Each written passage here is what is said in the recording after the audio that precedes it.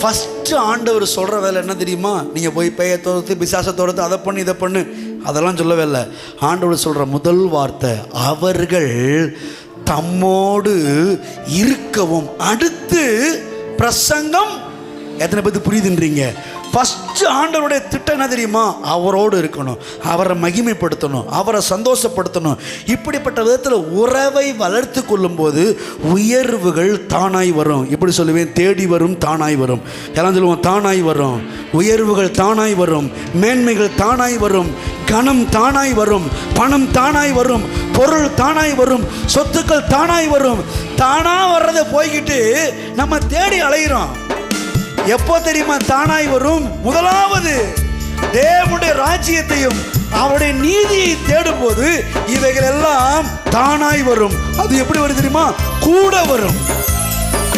கூட வரும்.